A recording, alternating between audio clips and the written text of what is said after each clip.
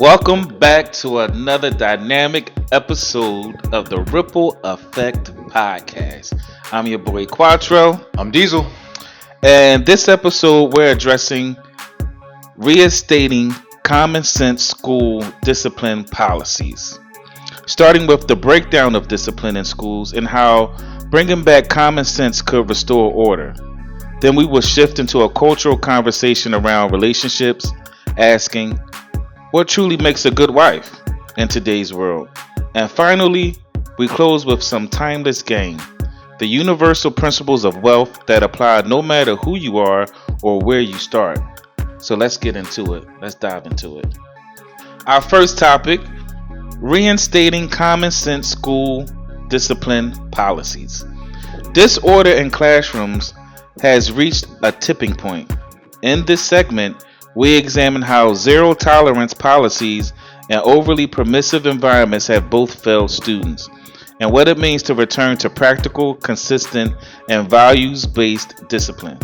We'll explore how structure, respect, and clear consequences can create safer, more productive learning environments for everyone involved. Let's dive in. So I think the best thing is to start with The executive order. our executive order because I've seen so much rhetoric and bullshit. Hey, fake news. Fake news. I've seen so much fake news. How they saying that Trump has signed an executive order for teachers to to beat the be kids. able to put their hands on the children physically and Mhm. beat them. Oh, that was worse than when they were saying he was taking away Black History Month or whatever. But as we like to do here first, we like to give you the black and white of everything, the actual executive order. So let's look at that. Reinstating common sense school discipline policies. This is an executive order that was published April 23rd, 2025. So the meat and potatoes of this is we want to focus on the purpose and policy where it says specifically what happened was in 2014, in January, the Department of Education and the Department of Justice jointly issued a Dear Colleague letter regarding school discipline. In that letter, the Department of Education and the Department of Justice explained that schools could be found to violate Title VI of the Civil Rights Act of 1964 and therefore could lose federal funding if their disciplinary decisions ran afoul of a newly imposed disparate impact framework under which race neutral disciplinary policies applied in an evenly handed manner may be improper if members of any racial groups are suspended, expelled, or referred to law enforcement at higher rates than others. The letter effectively required schools to discriminate on the basis of race by imposing discipline based on racial characteristics rather than an objective behavior alone. The consequences harm students and schools. It says a 2018 report from the Federal Commission on School Safety Commission noted evidence that because of the 2014 letter, and I quote, schools ignored or covered up rather than disciplined student misconduct in order to avoid any purported racial disparity in discipline numbers that might catch the eye of the federal government. As a result, students who should have been suspended or expelled for dangerous behavior remained in the classroom, making all students less safe. So that's basically what is in black and white. And the goal here is just to re-implement common sense. And it is re-implement common sense, because first of all, I mean, we understand that the state of our youth and the level of disrespect that the teachers are having to deal with On a daily basis. in these classrooms is fucking ridiculous, Atrocious. and something has to be done. We have to protect the teachers, and we have to protect the students. Mhm. And so with the prior administration, I think sometimes we get into like over analyzing things, and I think that's what the prior administration did. They were catering to some things they shouldn't have been catering to, by saying, oh, some disciplinary actions are being over proportionate by one race or the other, when in fact, it's going to be more people in a school that's predominantly black people. You're going to have more black students that are getting in trouble, or the ones that are getting in trouble are going to more likely be black. Hmm. Compared to a school where there's not as many black people, so therefore there's not as many black people getting in trouble, or whatever the case may be. Hmm. And so they try to safeguard this whole thing by saying like, oh, it seems as if that black people are being picked on or targeted, or Yeah, that's what I'm getting. Yeah. yeah, but when so therefore they put quotas and statistics in place. So now it got Backed to by the Civil Rights Act, I might add. right. So then it got to the point where, all right, I got 49 kids acting up. 49 might be black, but if we get to 50 black kids, that's going to put us in a whole different category where we're being, you know, um, It's a charged. disparity, Yeah, or a being, racial disparity. yeah, we're being charged with being, biased or prejudiced, or any like whatever racial inequalities, whatever you want to label it. So it got to the point where, so that kid, that 50th kid that was cutting up, whether um what no matter what the circumstances was, his behavior was going undocumented Yeah, yeah, yeah. and undisciplined Hmm. and unapproached. It Yeah. was just they were letting them go, so they stayed in the classroom. Whether he needed to be suspended or expelled or whatever the case may be, wasn't nothing happening. Hmm. And so that sends a message to the kid that he could just keep on doing what he or she is doing. Let me be clear. Let me give some balance there. Right. He or she, you know what I'm saying? And I think that's just total garbage. I think the teacher should be able to discipline whoever needs to be disciplined. Hmm. It's almost like that's why they say do away with this DEI stuff. We'll give the job to the person that's qualified, and we'll give discipline to the person that's cutting up. There's no statistic. If it's more black people cutting up, I mean, there's more At of a us. black school. And even if it ain't a black school, more of us come from dysfunctional households. Yes. Hello, somebody. Because the problem is the parents aren't instilling the kids with discipline and respect for authority and the teachers. So when they get to school, they got this chip on their shoulder. They could say what they want. They could do what they want. They even have the audacity Facts. to stand up to the face of these teachers. Threaten them, tell Hmm. them shut up, fuck you, I ain't doing shit. Nope. It's like what in the world? Like now, how's somebody supposed to work under those conditions? Because what I do know, anybody that chooses a life of education or the career of being a teacher is someone that has a kind heart and someone that cares about the youth and making sure they have what they need. They're not going into education because they want to hit somebody kids, or they want to discriminate against one race or another. They usually go into these fields of education and teachers because they give a fuck. Hmm. And so therefore we got to protect them and we got to value them. Hmm. They need more money, number one, and they need to be able to control their classrooms as they see fit. So if five black people acting up and there's only one white person acting up, that don't mean we don't discipline the other two black people, because that's going to give us over five in total. We only got to have five in total. You know what I mean? Or whatever the case may be. Them numbers are off, but you get what I'm saying. So I think this is something good, and once again, it's not giving them any right, because no matter if you're a teacher or a student, you don't have to your right. You don't have the right to put your hands on nobody, Mister Hunter and Carmelo Anthony. That you can't put your hands on people. Keep your hands to Keep yourself. your hands to yourself.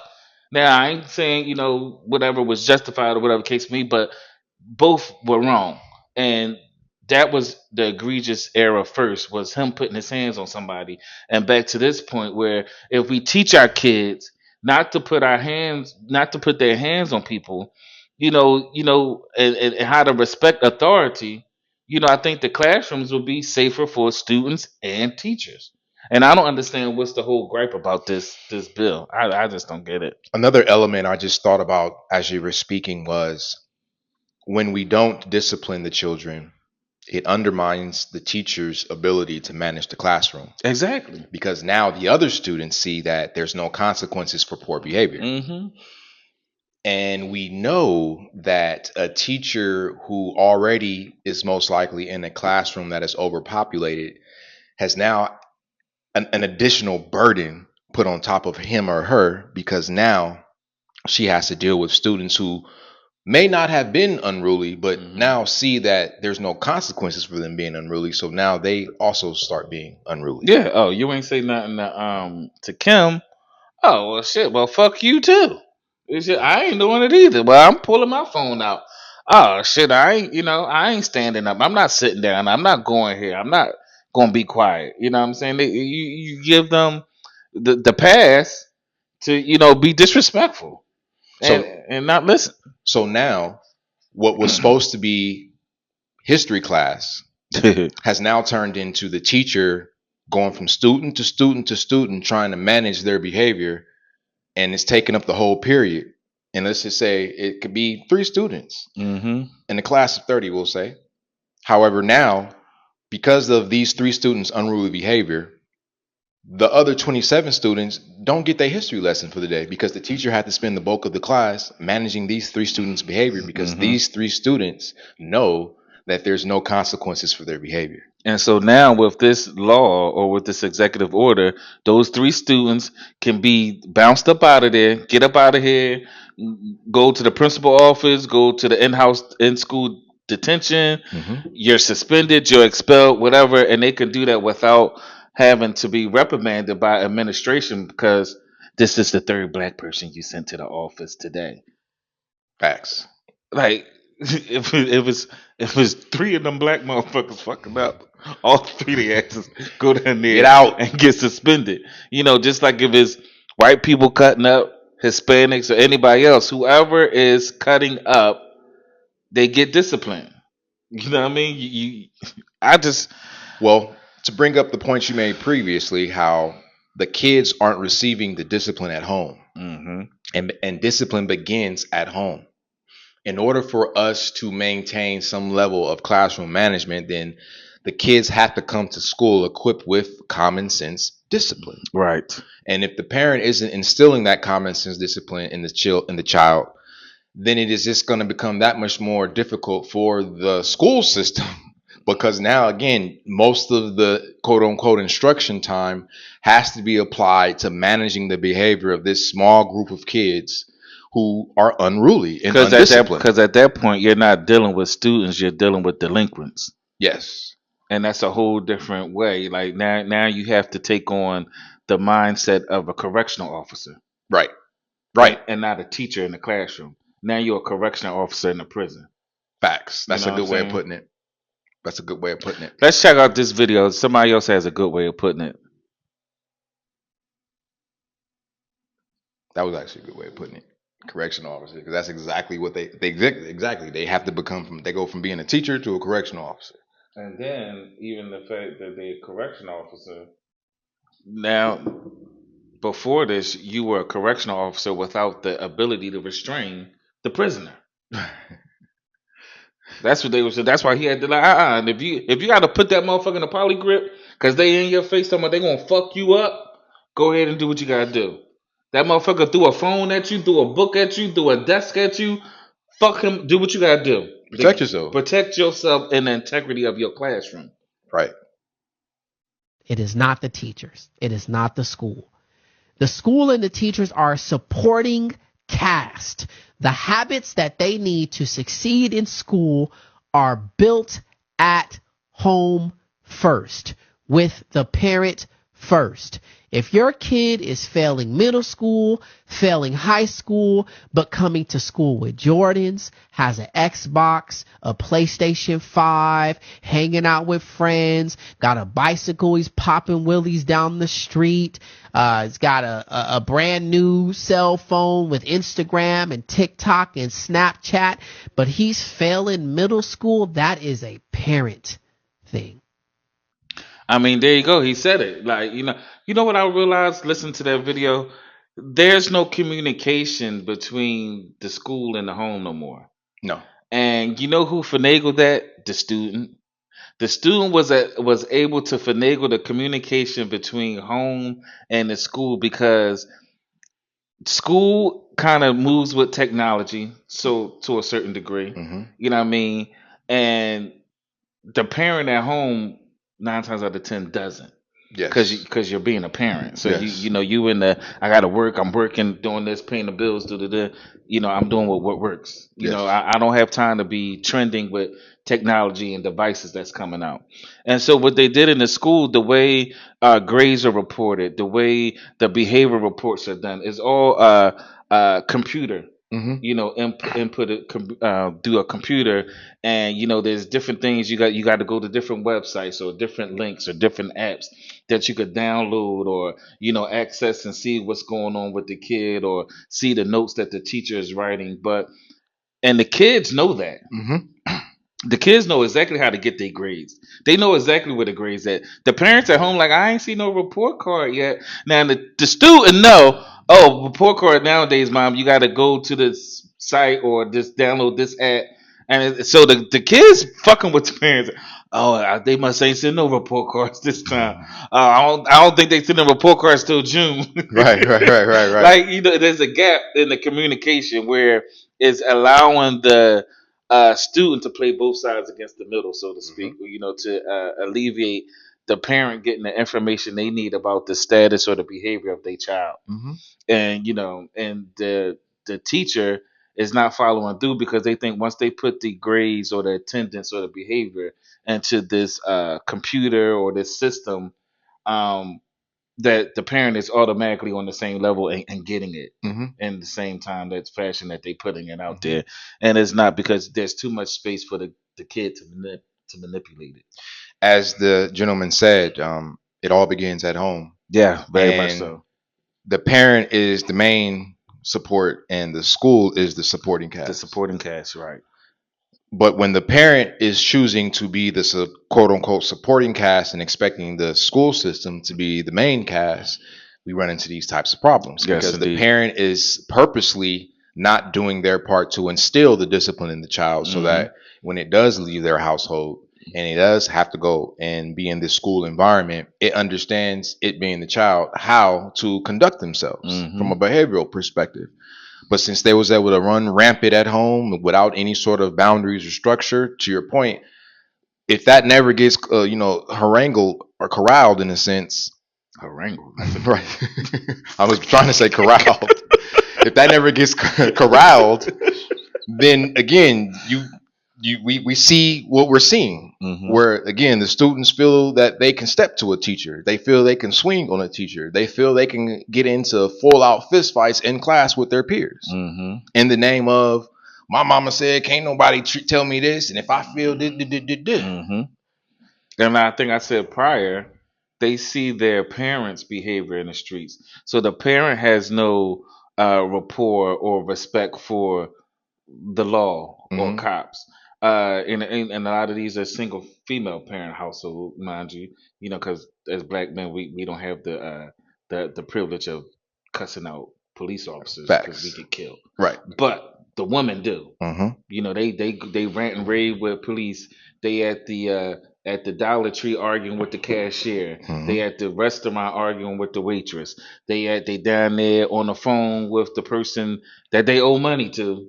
Mad at them because they calling trying to collect their money. So they see this behavior more often than not, and so you just mimic, who your parent is, and then the moment you think you are grown enough to say what you want to say, you're really not saying what you want to say. You're only saying what's been taught and passed down to you Yes. from your upbringing, which is at home. Yes. So the network of conversations, the already listening. And if in the child's already listening, always already listening, to your point, if it's this language of can't nobody tell me nothing. Who are you? In a sense, this rebellion against authority, then what makes the parent think that that's not the type of behavior the child's going to take into the real world? Exactly. He gonna think that's right. That's how you're supposed to be. Because I see my mama doing it like that. I see my daddy doing it like that. That's all So I this is said. how I have to do it like that. That's how you're supposed to be. Hmm. Well, fuck you, teacher. I don't gotta listen. No, I ain't doing nothing. Like, and then which entails usually most kids that are acting up at home. I mean, acting up in school come from a household where there's like no love, no structure, no discipline, no guidance, Total dysfunction. total chaos. And then that just translate to when they get in school. When they Mhm. come to school, they leave out the house, and and it's like, oh well, I don't gotta do nothing. I'm not held to any schedule at home. I'm not held to any responsibility at home. Mhm. I'm not held to any chores at home. I'm not held to any No responsibilities. no structure at No home. structure. I'm not held to any levels of discipline. I don't have to make any time management at home, and I don't have to make sure before I get on the game, dishes are done, trash is out, clothes is ready out for the next day. You took the dog I'm out. being catered to. So why wouldn't I not expect that from the teacher, from the administration, and Police and officers any other authority and figure any I cross other paths authority with? Because the with, authority figures that I'm used to do this for me. So and y'all need to do this for and me. that's a big problem. Big problem. We're creating monsters, and that is a huge, huge problem. I got another video for you folks. Let's check this one out. If you have children, your main job is to raise your children to be good adults, right? Want to see how you're doing? Watch your child interact with other children. How do they act? How do they respond? Remember, teach your child to be a good person, but also how to be a really good friend to other children. Because it's really sad, but it is extremely true. A lot of children don't go home to a place of love. Yeah, so he had it too. Like if you want to gauge on how your kids are acting at school, gauge on how they act or interact with their friends on the block, or their cousins when their cousins and stuff come over. Like, pay attention. Let's start paying attention. Let's start paying attention to the dynamics and the interpersonal tendencies that kids are displaying when they're around other kids. Because it's not just cute. Whatever they're doing, it's No, not but cute. it's a full insight to how they act when you're not around. 100%. And 100%. so if they, if you just eavesdropping on them and just hear with the conversation, like a lot of kids are having, a lot of parents are having awakenings or whatever you want to call it, because they listening to the kids on these Call of Duty games and all these things, Facts. and they're like blown away because they didn't know their kid could cuss like the way they're cussing. And with those games, you're able to play with somebody that's somewhere else in another state, another country, somewhere else, and everybody, and they on there like, what the fuck, motherfucker, da, da, da. And the parents are like, my child's only 6. I didn't know they could cuss like that. That's what I'm saying. You got to tap in, even though the days have changed, the times have changed, where the kids are not outside, and the girls are playing double dutch, and the boys are building go karts and driving down the driveway and making ramps. They kind of shifted to being in house, and they're all on this social media vice, whether it be gaming or Instagram or something like that. But you got to find a way to tap into what they're saying and Mhm. what they're doing, so you can gauge who they are and who they're becoming. Their true identity. Because the little vision of Timmy that you see in your mind, where he's this innocent, fun-loving child, is the polar opposite of who Oh his yeah, true they know how to identity play you. is. Oh, they know how to play the shit out you. Like, I mean, we all did. We all were young and kids, and it was our mission as a kid to pull the wool over on our parents. Hmm. I don't even know. I put shit in the bed and put sheets over it, made it look like I was in the bed, sleep. I did Facts. all types of shit. My mom would tell you, like, I was a handful, Piece of work, as they used to to say. say the least, right? So all in all, As she would say, I painted my fucking ass. so all in all, ladies and gentlemen, common sense discipline begins at home. Yes. If you aren't putting the work in to instill that discipline into your child, the last people you want is law enforcement. Yeah. So it's in your best interest to do it, even if it makes you feel bad. And on that note, I've noticed that when these young men and young women are coming from these single parent households, specifically where the mom is the head, a lot of mothers genuinely feel bad about disciplining their children. I don't know why. It, in some instances, from how they explain it, it brings them true pain. Mm. And so they would rather just write off the behavior or overlook the behavior But as a one-off. well, let me throw some balance to the word discipline. When I say discipline your child, I'm not necessarily saying you have to beat them Of or course not. Abuse them. That's discipline is not synonymous with putting your hands on a child. We have to be smarter than the kids and know how to get to them. We know what affects them. Discipline is all about getting to the root of what you want and denying that and withholding it for your behavior to change or to align with what I want you to align with. It's not necessarily beating them and torture them. They locking them in the basement and not feeding them for 3 months. No, we ain't talking about that. We're talking about you gotta be smart. You gotta understand what their interests are, what they're passionate about. So if you got a child that likes, going to the mall with their friends and shopping, and it's like, oh, you can't do that. I see that you got a D in math, and you missed 3 days of school, and it's like you've been late, and I got this letter from the teacher how you don't have any self control. You're disrupting the class on a regular basis. No, you ain't going to the skating party. No, you're not going to the movie theater. No, you're not going down there to stay at your good friend house. Mhm. You're not going to her sweet 16 or her champagne party. You ain't going because you need to understand that you are responsible for how you act, and that's what they used to always tell us. Like the kid is always a reflection of the parent. 100%. And so that's why, our parents took that shit seriously and our grandparents when you were somewhere acting up because you making me look like I ain't doing what the fuck I'm supposed to do. And in the amount of day cases, the parents aren't doing what they supposed to do, but nonetheless, something has to be done. Because we can't let these delinquents become full grown adults. Because then you have, more and more negative statistics in society. Now you go from having child delinquents to adult delinquents. Yep. But the consequences for adult delinquents are significantly harsher Yeah, very much than being a harsher. child delinquent. And some of the tendencies and things that an adult delinquent do are more harsh. Hmm. You know what I'm saying? Now we're just talking about as a kid, you acting up in the classroom. Now, as an adult, you're acting up on the block at work. You going postal. You want to shoot up a place. You want to rob everybody. You know what I mean? You want to give everyone a fee. You know what I mean? Right. It's just crazy. It's just crazy. But the point we're making is we have to make sure the kid is in school. The kid is with the teacher more than they're with the parent these days. Actively. Actively. Yes. Yeah, because you figure 8, 16, 24 hours in a day. 8 hours of that day you're in school. Hmm. They say you got another 8 hours where you're supposed to be sleep, resting. That's 16. Right? So you only have 8 hours where you will be with your parents or your family or whatever the case may be. Out of that 8 hours, you got to commute from work or school. Boom, boom, boom. Got to get ready. You got to get ready. You got to wash. You got to do all that. You got to bathe.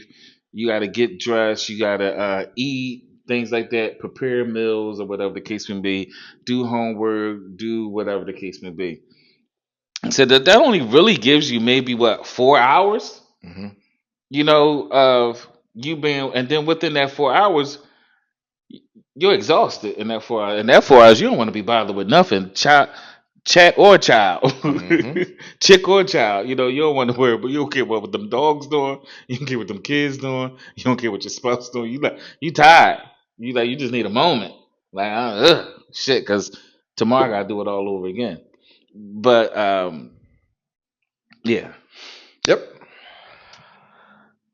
So, in wrapping that up, let's just be mindful of the kids we're sending out to these schools and classrooms. We have a major role. It really we're the front line, and it starts with us. And if we do our job right, no president or no government official will ever have to implement any common sense practices, because everyone will be practicing common sense and everyone will be acting accordingly. 100%. And so they're on these measures and these precautions only being implemented because something's not right. Mm-hmm. There's a weak link in the chain somewhere. And I challenge the parents to step up to the plate and take accountability. Discipline begins at home. Facts. Topic 2. What are the qualities of a good wife? This isn't about outdated gender roles. It's about real partnership. We're diving into the traits that makes someone a strong, supportive, and balanced wife in a world where expectations have evolved. From emotional intelligence to mutual respect, purpose alignment to peacekeeping, we unpack what men say they want and what women believe they bring to the table. So let's dive in. Yes. So, what are the qualities of a good wife? Well, me personally, the qualities I look for in a good wife is, someone that has an intellectual capacity, a sound mind. I can't be around a dummy or someone I who's think just that's a good way of putting it, sound mind. yeah, a sound mind. I need someone who understands her femininity and respects it and appreciates it and like to live in it. Of course, I like an attractive looking. Looks are good, and I'm big on good personality, sense of humor. I love to laugh and have a good time. I don't like to take things too serious all the time, and I just like to be able. If we could laugh and joke, we can get through anything. And with me, as far as the way I like to operate, and you know, we can get through anything. And like I said, someone that understands the combination of male and female, masculine, femininity. Someone who understands that where I'm weak, you could be strong, and where you're strong, I can be not as powerful or assertive. And what I mean, it's like you give or take. You get in where you fit in. And we work together. Someone who understands teamwork and understands me as a person. Because I'm not like the last guys that you dated, so I don't want to be approached that way. Facts. And I understand that you're not like all the other women I dated, so I don't want to treat you the same way. I want to treat you and respect you based on who you are and your own proclivities and likes and upbringings. Yeah. So that's what I look for. I'd say a good wife would be a woman who's a teammate. A good wife would be a woman who is an adult, i.e., she's responsible for herself in regards to her emotional regulation, her mental fortitude, and her ability to get things done. A good wife, did I say modest? Mm-mm. A good wife is modest. A good wife, again, is she has humor. She has a sense of humor. She ultimately is a woman who respects the masculine and collaborates with the masculine, as opposed to trying to separate from the masculine and compete with the masculine. Right? That's really good. the bare bones of what a good wife would be to me. Now, finding that type of woman is a different story. But those are the traits I would say make a woman a good wife. Now, in this brief moment, you've already seen two men express what it means a woman to be a good wife to them. So you can't approach this idea of a good wife as a monolith. There is no cookie cutter, one size fit all approach to it. Right. If anything, a good woman, she isn't striving. A good wife is not striving to appease other. All she's concerned about, seeking the approval of, is just her husband. Right. Just like her husband is only concerned with seeking her approval. Right. They're not allowing outside forces to infiltrate their relationship. Right. So a good wife is she respects the privacy and confidentiality of y'all's relationship. Yeah. She's not using the emotional fodder in a sense to against you out in public Yeah. to make y'all look bad. Yeah. But in her mind, she thinking she making you look bad. Right. And inevitably, it's somebody that you like to be around. Facts. Someone That's the that- most important thing. Someone you can be around. Right. I realize a lot of people are in relationships, and I've been in some where you don't even like the person. you don't even like them as like a person, like the way they whole mo. You just like for example, that's the reason why I said I don't want no dummy or no one with a low or high IQ, because one thing that irritates me is talking to a female. I had a girlfriend and she always would use words out of context and would swear I've that been there. she swear she was saying something. I ain't gonna say her name.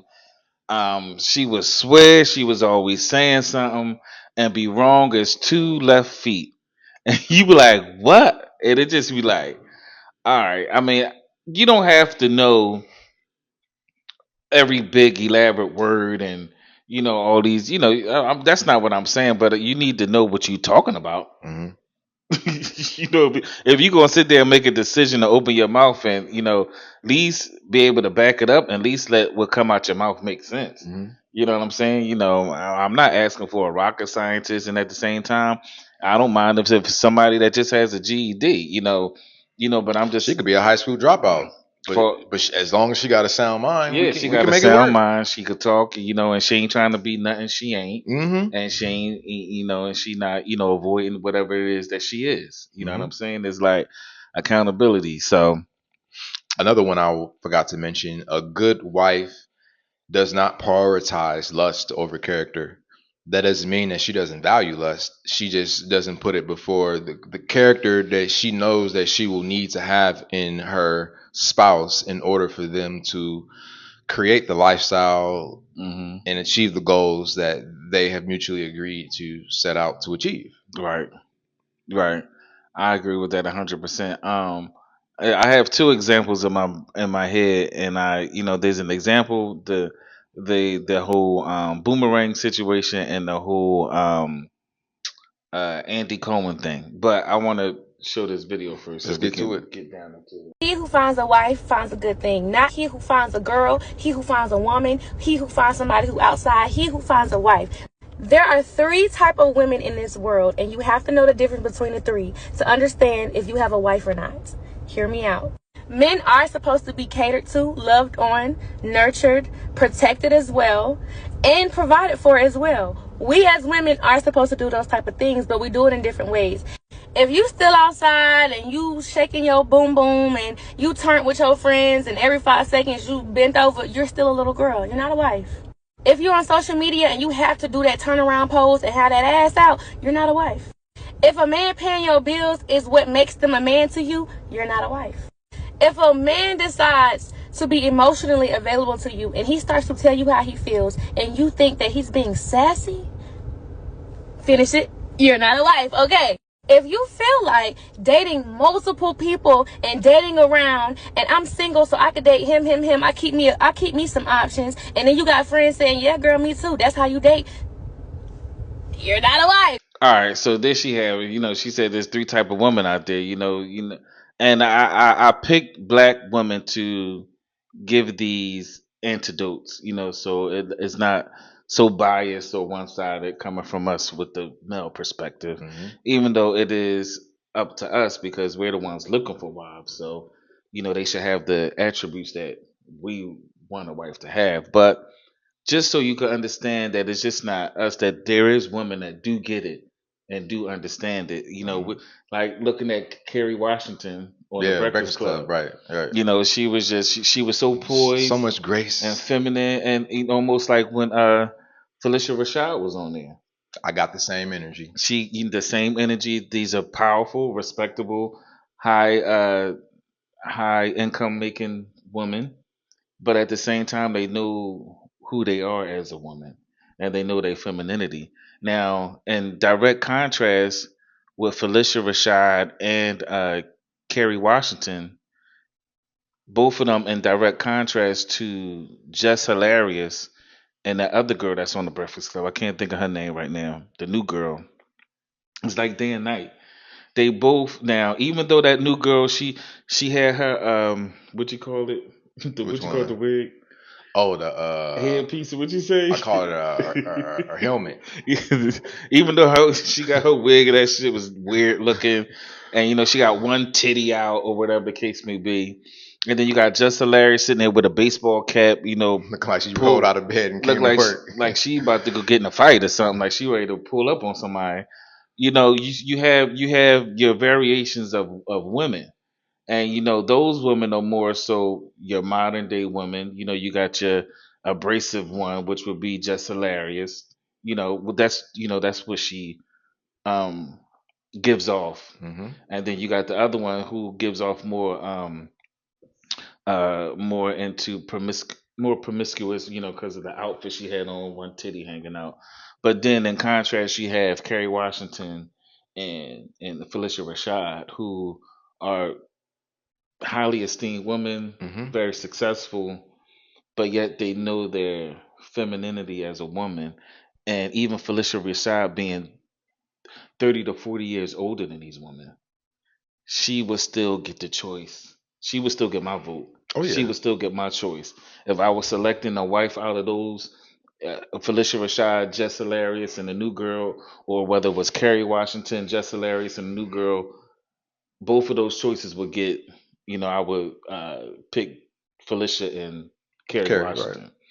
Not, but just you have to understand what the effect of femininity has, the value and the weight of being modest Mm-hmm. and beautiful and radiant and being comfortable in that. Mm-hmm. See, that's what you could wear as a badge of honor. Yeah. That you're a lady. Like, we don't have many ladies these days. Everyone wants to be a Facts. boss bitch. Right. But Boss there's lady, not a lady. no, they want to be the boss lady, and whatever the case may be. But I digress because you just got to make sure that you putting your best foot forward, and women, you got to talk to men and ask men, what is it that you're looking for. Mm-hmm. You have to find out from the man, like, what they're looking for. You can't treat them like they're a monolith and believe that the traits, the habits, and qualities you believe makes a woman a good wife are the same as him. Right. This is not going to be the case. Right. Another one, a good wife has a sense of self-respect for herself to where she's not going to muddy the name of the family. Mhm. So this reminds me of that whole thing back in the day where I remember my grandparents, they would always say, like, you're not leaving this house without putting some clothes on and Mhm. combing your hair and washing teeth. You're not gonna have me you're not Mhm. gonna have us looking like some fools, because when you out there in the Mhm. streets, you representing the Crowleys. Mhm. And a good wife understands that she represents something when she's out there in the streets, Mhm. and how she chooses to behave and conduct herself matters. Mhm. It isn't about how she feels. And that's another one. A good wife doesn't prioritize feelings over facts. Mhm. And then the women like to argue, well, that's the one, that's the woman men are choosing. The lustful woman. I would argue the point that those women that's going through the extreme of breast enhancement, ass enhancement, the cum catchers on their eyes and all that, I would go to argue that those are the pick me girls. I would agree. I think those are the ones that's like yelling, like, pick me, pick me, pick me. Look, I got this, I got that. Instead of a lot of those girls, they refer to the modest women as pick me girls Mm-hmm. because they trying to be acquiesced to what the man needs, and so they like, oh, they're just a pick me girl. Like, a good example of that, where a man, he might initially be drawn to the lust because that's what you're giving me, that's what you're exuding from the Mhm. beginning, Mhm. but over a long period of time, you're going to find yourself wanting that modest woman. My example is, like I was saying, that movie Boomerang. You had Robin Givens, who was the sex siren. She had the legs and the beautiful hair, and she had the career and the position, and that took Eddie Murphy's attention. Like, he was like, bam, boy, who was this? Like, wow, boom, boom, boom. Of course, the attraction do get you. Mhm. But what sustains you is your character. Yes. And like, and in that movie, that was kind of the premise of it. Like, he was with her, and then she was just as a boss man as he was. She was just as aggressive, and just like he was. She wanted to watch the Lakers and all that, and she telling him to grab him a beer, grab her a beer, like yada yada yada, not calling when he should, not showing up and all that, whatever. And then you realize, like, women that are in that mindset, that they usually have that behavior and that tendency or whatever. But where you have the woman like Holly Berry, she was just who she was. She wasn't trying to compete with Robin Givens. She wasn't, trying to show, oh, cause she's showing a leg, I'm gonna go show titty. You know what I mean? She stayed who she was, and her interactions with Eddie Murphy was genuine, and she was genuinely being who she was, Mhm. and that was peace for Eddie. That was a comfortable space, a safe place, where by the end of the movie, he going after her like, I want her in my life. Like, I don't need this sex siren Robin Givens, because she all over the place. She trying to be a boss, she trying to be, the alpha. And her, for lack of a better word. But like the movie shows us is that modest woman, of course, Halle Berry was beautiful. Mhm. She's always been beautiful. But it's like, do you lead with the beauty? Is that what you're putting on the front on the front line of your representation? Mhm. Because if it is, Is that your brand? is that your, because if that's what it is, you're gonna get, like, if you put food in front of your house, you're gonna get a bunch of stray cats coming all up and down there. They're gonna be coming. Mhm. If that's what you're putting out to them. But if being who you are, and leaving your encounter and your relationship to be built on who you are as a person, Mhm. I think that's how you get to the road of longevity, Yeah. and finding a lifelong partner. Mhm. And I never looked at that movie in that aspect, or in that In that through frame those of lens, reference, right? until this topic, and we was talking. I was like, oh, that's what that movie was pretty much talking about. And it's also important for a woman to understand that it is easy to use your lust to get men to have sex with you. Hmm. That's just like saying, oh, it's easy to feed hungry humans. Like, yeah, like, duh. Hmm. So it's interesting when I hear women say, like, oh, men are so easy, like, they're so easy to get. And it's like, yes, when it comes to sex. So you can be a sex siren and use your lust to attract men for sex. And that's what they will respect you as, a woman that is a sex siren for sex. They're not going to be looking at you as this woman that they want to spend the rest of their life with. And so, yes, he could represent the 666s, 6-figure, 6 feet, 6-pack, which is the hot guy that a lot of women say that they want. But what they don't understand is that he doesn't look at them, whether he's necessarily not looking for a wife at that point in his life. He's just having fun, and they're thinking that they're gonna convince him to make them his wife, which doesn't happen. Right. More likely than not, it doesn't happen. Hmm. Or if he is looking for a woman to be his wife, you trying to be this sex siren to him, you're actually, pushing him away, because he's seeing you with his two fleshy eyes, but now he's operating with that third eye. So he sees that you are cute, but are you acute? He sees that you are fine, but are you refined? So shouts out to the brother. He dropped that game in one of the previous episodes that we did, but that's what the man is looking for when it comes to him finding a wife. Because again, he who findeth. Yeah. I remember Charleston White had a video about that recently, like, he who findeth. So when I hear women saying, like, I'm looking for a husband, I already know that they're destined for failure. Yeah. Already. Because if you want a husband, you need to be focused on being a wife, and those attributes that come with that. Right. To get a husband, you have to be a wife when he meets you. Being a wife isn't something that you, quote unquote, grow into over time. No, it's something that you are choosing to be from day one when you meet this man. And we as men see this. I seen the video when the guy said, to all the young men, if you got your girlfriend, you dating her, and tell her to ask her to go and make you a sandwich or something. And if she huff and puff and be like, shh, I ain't get away as fast as you can. They ain't the one. Small grievances become huge grievances when you come with, You introduce time and commitment. You know? And as you said that, it made me realize something. Men will ask for things like a sandwich or a beer or something minuscule in that regard. And again, women will huff and puff. You ain't got no maids. I'm not your slave. Cool. But when she's asking for $1,000 to go get her hair and nails done and a new outfit so she can go out to the club with her homegirls tonight, and he just gives it to her. Whatever she asks for, he just gives it to her. More often than not, with no complaint. But if he asks for a sandwich, it's like, oh my God, it's as if she feels offended. Yeah, that he asked her to make him a sandwich. Yeah. But again, that's because even though she is with a man and they're in this relationship, from her values, views, and beliefs perspective, she is separating from masculinity and she is competing with it. That's why they say the things that they say, especially when they're dealing with a man that they don't feel lust for, because that's the key I'm realizing when it comes to a woman.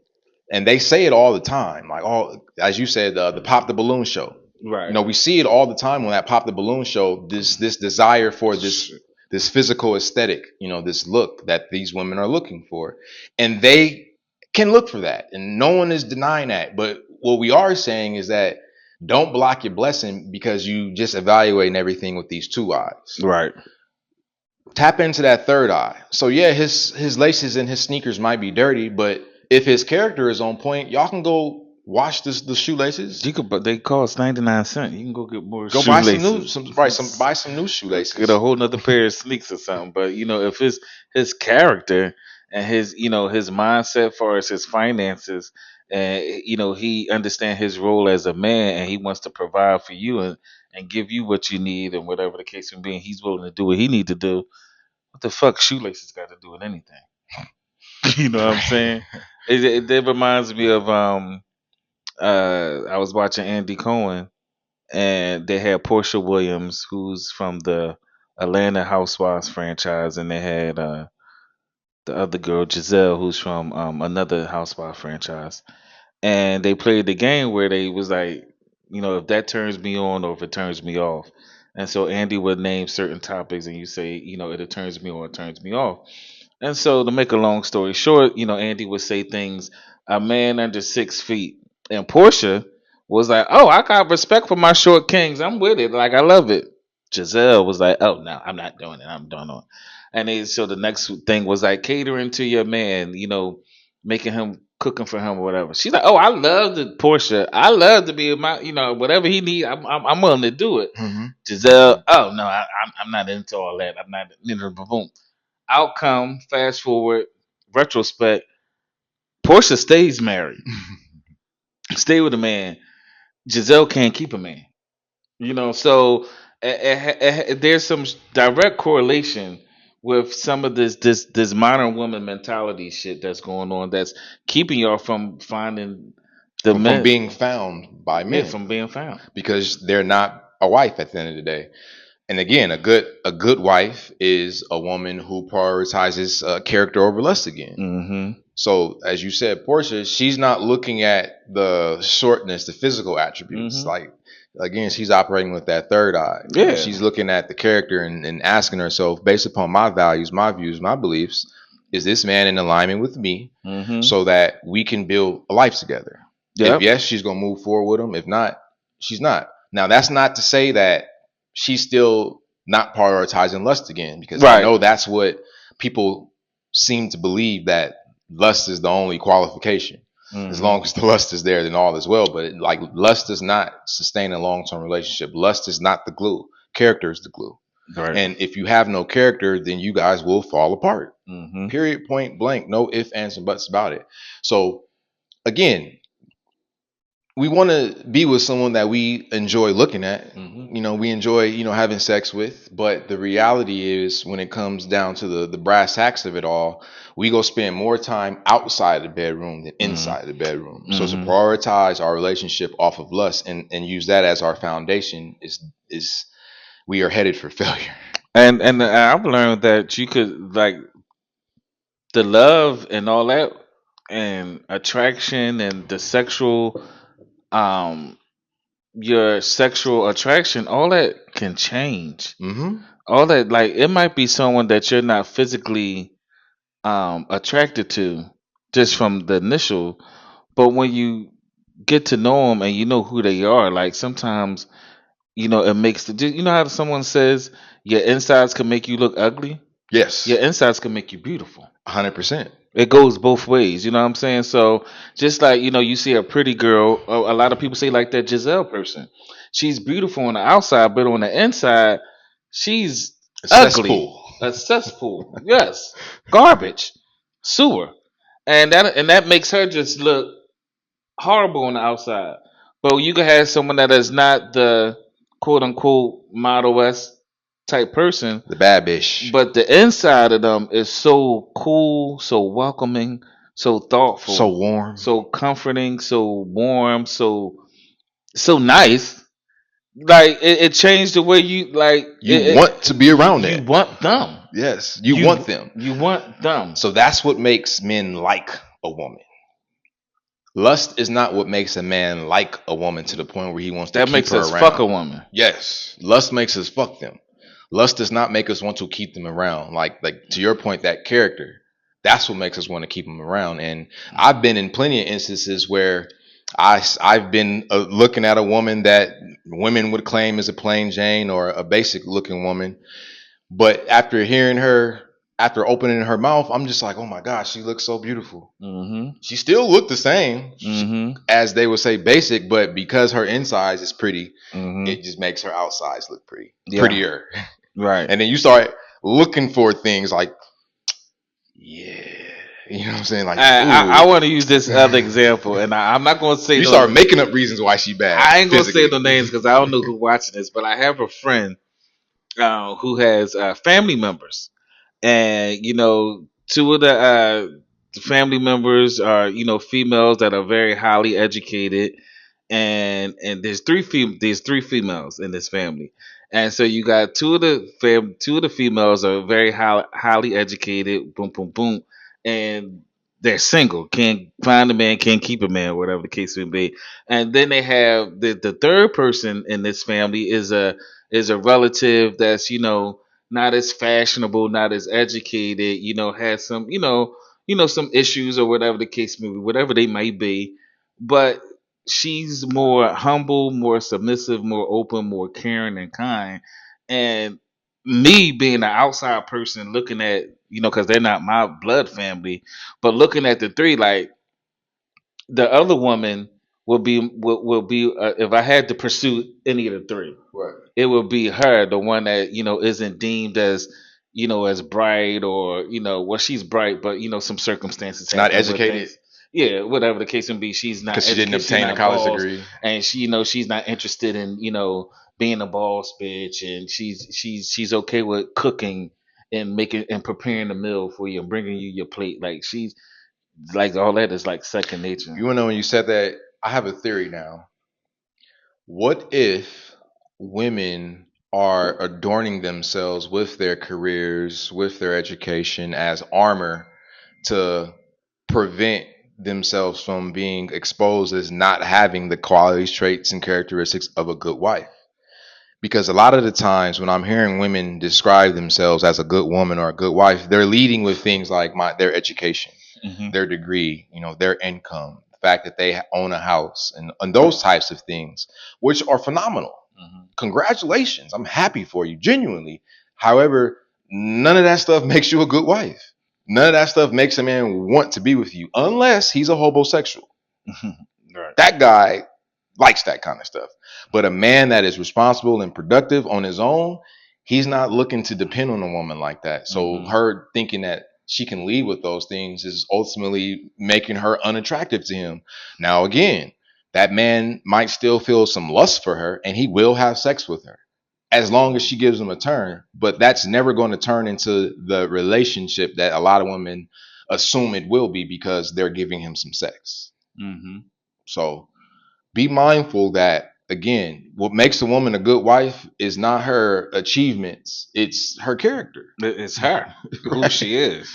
It's her character. Like, they got all these videos like, oh, you can't afford the woman that you're going after. So that's why she's not responding to you. Well, it's not about affording the woman, because at the end of the day, it's about who the woman is. Not if I'm affording her, that means I'm affording That's materialistic prostitution. things. But what I'm saying is materialistic things, that Facts. something that could be bought. Mhm. So that's something that you're adorning yourself with, that you're putting on, whether it be shoes, clothes, hair, eyelashes, Hair, makeup, helmets, right? whatever the case may be. But at the end of the day, you still have to Be a wife. representative of a person that you are. Yes. That's not who you are. That's what I bought you. That's what while I paid for it to give to you, but who was you that I'm giving it to? You know what I'm saying? You still have to vouch for your own character Mhm. as a person. And that's why I said my theory, as we're having this discussion, is that maybe that's why they lead with that stuff, because within the recesses of their own spirit and livelihood, they know that they are not a good wife. Yeah. They know this, so they need to try to stack all this other stuff on top of them, like you said, the hair helmets, the umbrellas, the face mask, Mhm.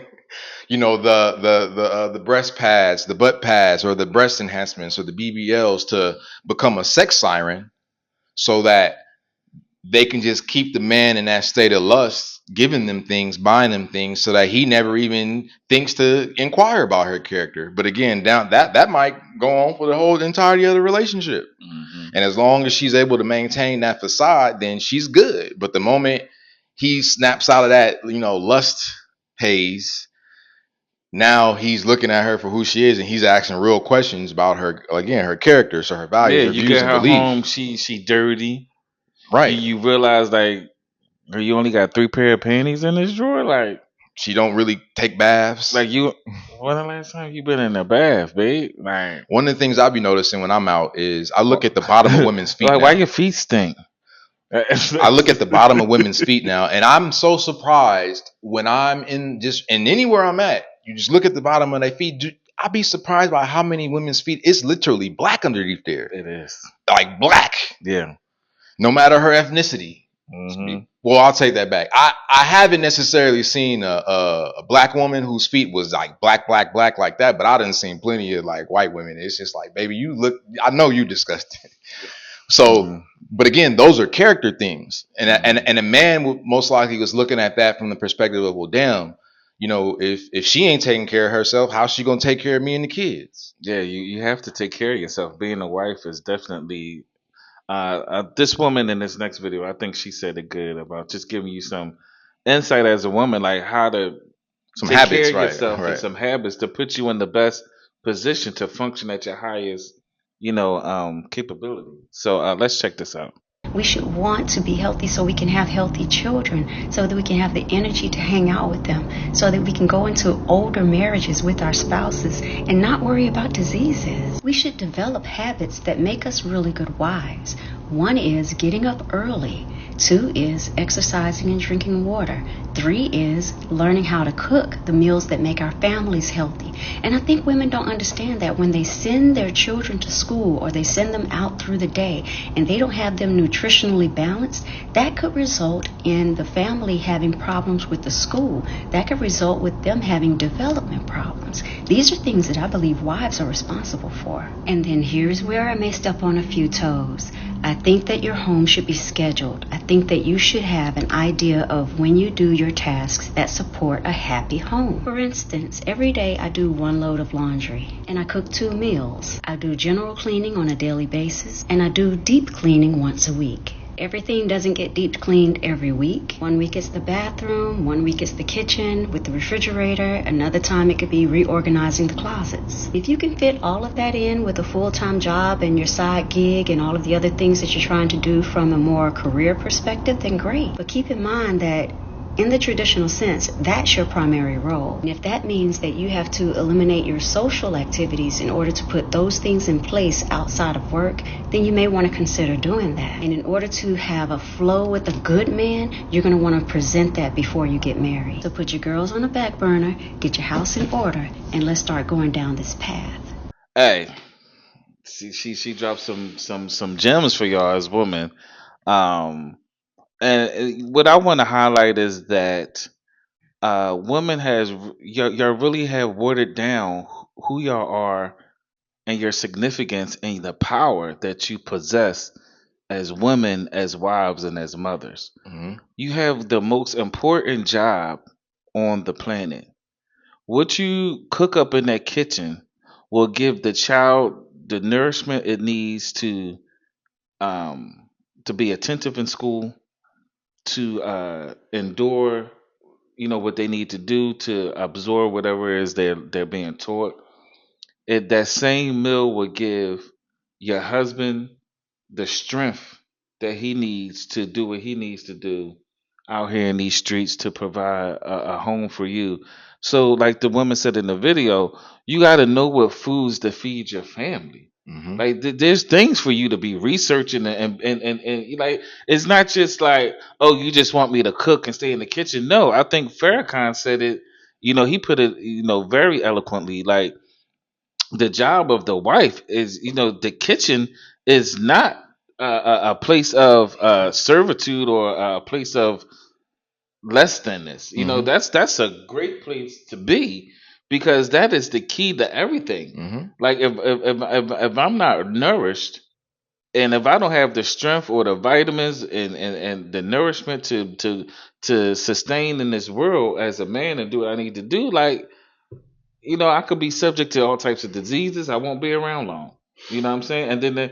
And if I'm not giving that same nutritional value to my children, Mhm. and what they're not going to have what's the attention spans to learn and to the discipline that like it's very important, but they done watered it down and took out the importance of what it is to be that person at the home. At the home is the base, so you run that. Like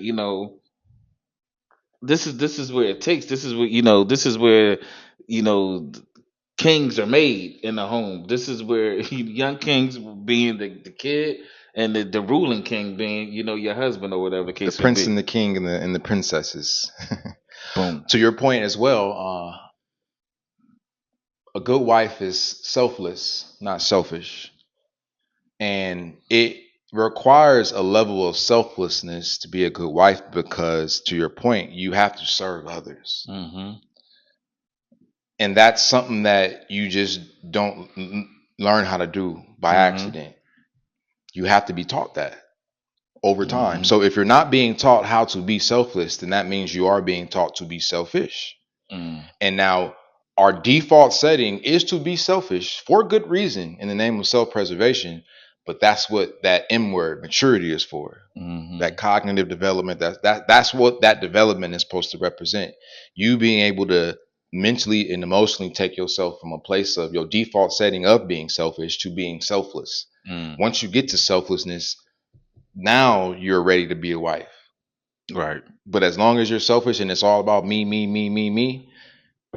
that's not what a man is looking for Mm-hmm. at all. And all you're doing is shooting yourself in the foot and racking up a body count, just trying to be a sex siren, using lust to get in the front door with these men that they quickly put you right back out of.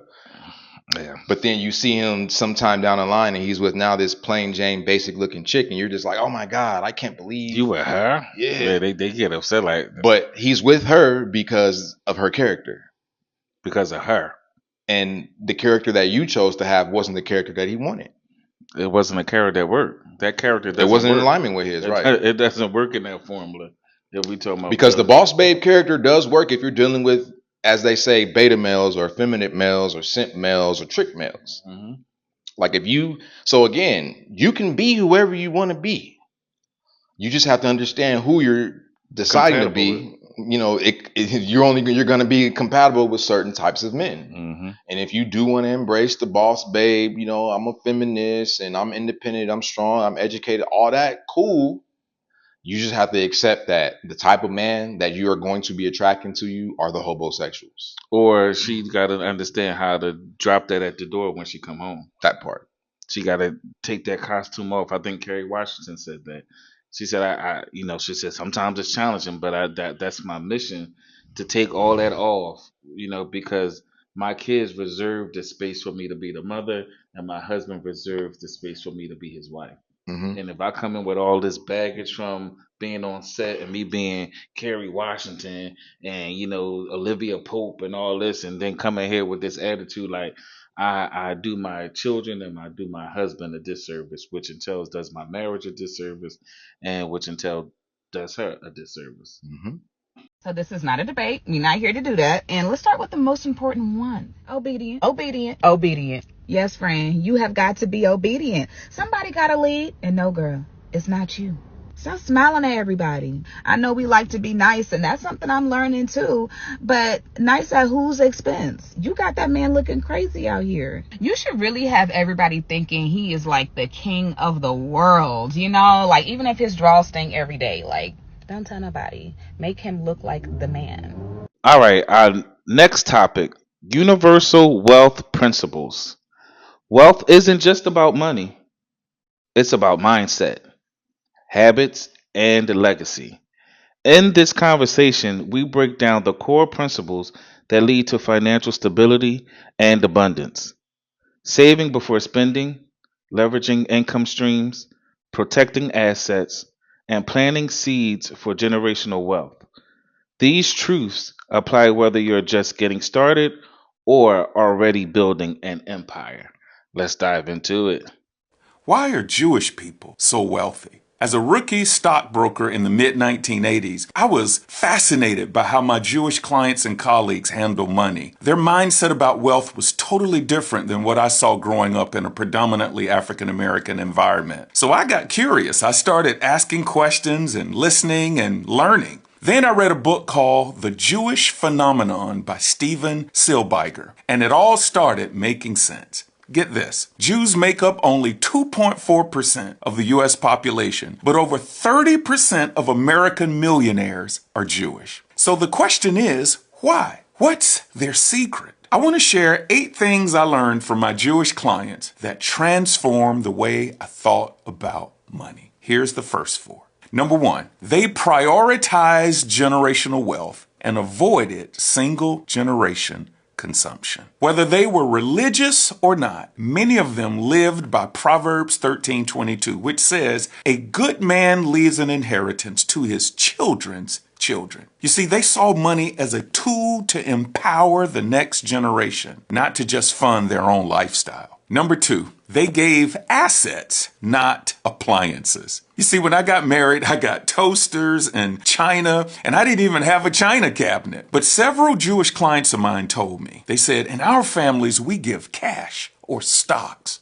In other words, they gifted wealth to their loved ones, not stuff. Things that appreciate, not depreciate. Number 3, they expected to be wealthy and were embarrassed by it if they weren't. See, I grew up where struggle was normal and wealth was rare. But in the Jewish American culture, financial success was normal and struggle was rare. There was a pride in building wealth and a shame in mismanaging it. That totally changed my mindset. Number 4, they use their pain as fuel, not an excuse. Now this one hit me hard. Jewish people have faced horrific oppression, very much like African Americans have. But instead of being paralyzed by the past, they use their pain as fuel for success. And that's exactly what my people, African Americans, need to do. Hey, so this is a heavy topic. Is a lot. We're gonna have to break this down because we just gonna go with the first 4 Right.